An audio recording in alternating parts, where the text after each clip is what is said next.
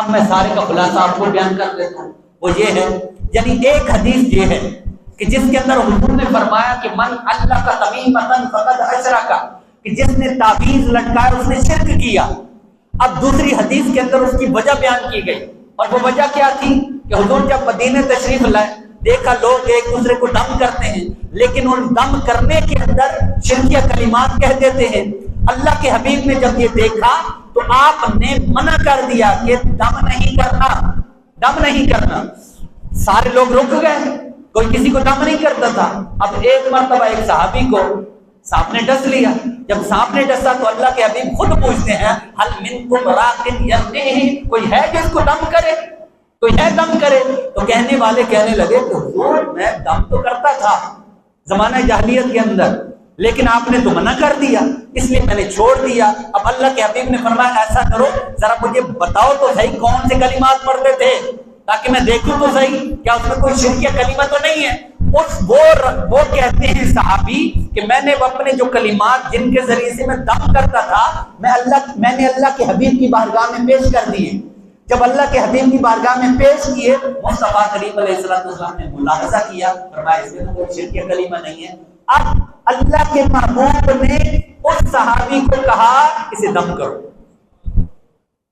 اس شخص سے فرمایا اسے دم کرو. حضور چاہتے تو خود بھی دم کرتے، لیکن نہیں، امت کی تعلیم کے لیے حضور علیہ السلام نے اس شخص کو کہا کہ تم دم کرو. اچھا، آپ کو ایک اور دلچسپ بات بتاؤں. یہ حدیث پاک جو ابھی آپ نے سنی ہے نا، اگر اس پہ تھوڑی سی توجہ کریں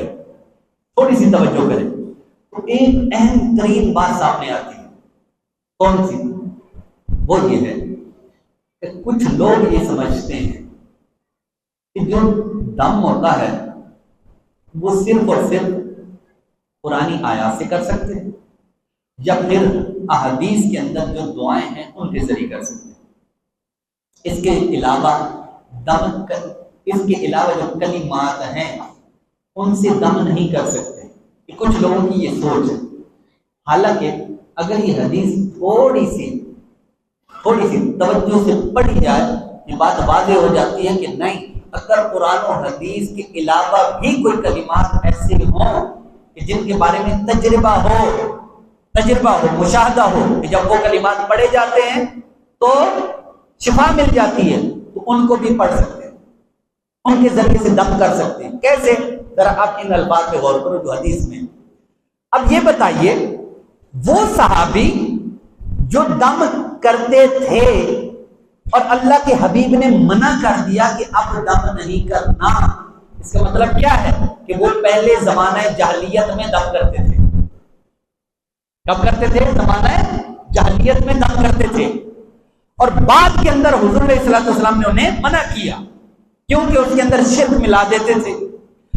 اب وہ صحابی کہ جو پہلے دم کرتے تھے، بتاؤ ابھی تو اسلام آیا نہیں ہے، تو انہوں نے کون سا قرآن بیان کرنا تھا، انہوں نے کون سے حدیث کے الفاظ بیان کرنے تھے.